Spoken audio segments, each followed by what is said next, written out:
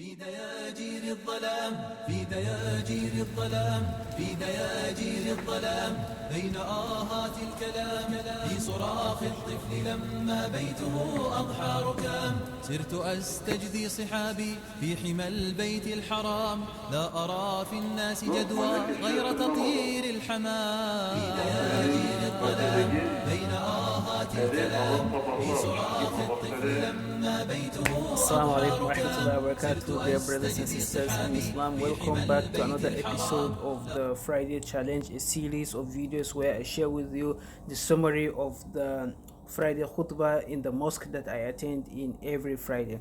Today is the 20th of Muharram, 1441 Hijriya, that is the 20th of September 2019. September is almost finished.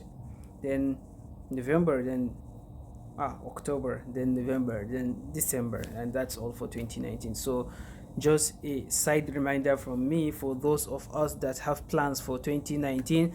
It's almost over, so how about your plans? How far have you gone? That aside, today's khutbah is coming from Masjid Memorial Mosque of Moscow, that is historical mosque of Moscow, because in Moscow there is memorial mosque, there is historical mosque. Historical is the oldest, memorial mosque is quite new, but it's in memory of the warriors of Second World War, so it's a very different mosque, far from the historical mosque. So today's khutbah is from historical mosque, and the imam continued his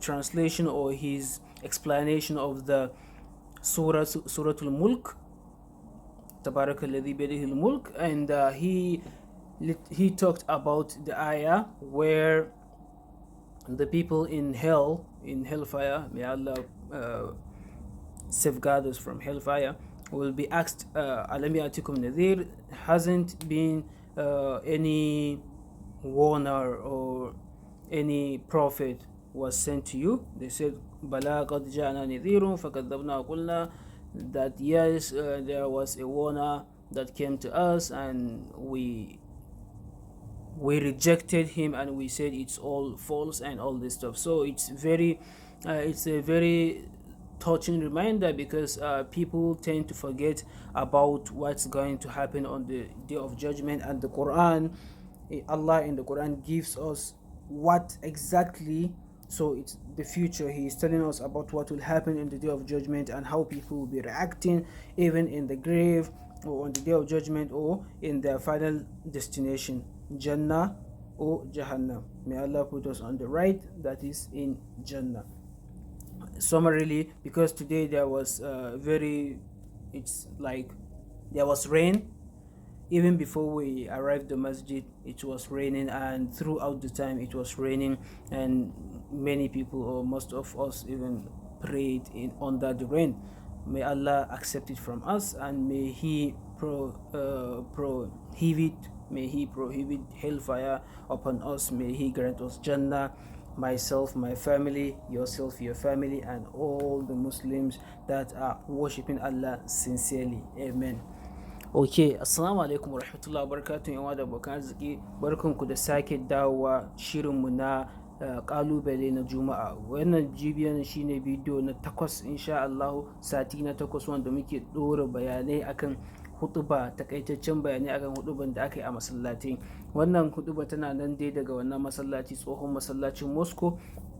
Yau shine 20 ga watan Muharram, shekara 1441, wanda ya zama daidai da 20 ga watan Satumba, shekara ta 2019.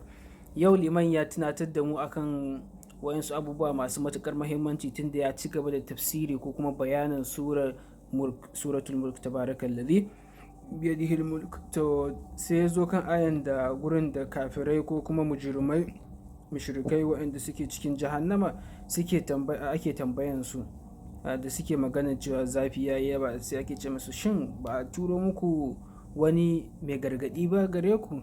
Su da kansu suke cewa, na'am, mai gargadi ya zo mana kuma ya same mu, amma mun karanta shi, mun nuna cewa wannan abin da yake faɗa mana ba zai faru ba. Ma'ana su da kansu suna shaida ma kansu cewa sun karyata saƙon mai gargaɗi wato annabi ko kuma manzon da aka turo musu, don haka sun cancanta da su sha wahala da su sha azabar jahannama.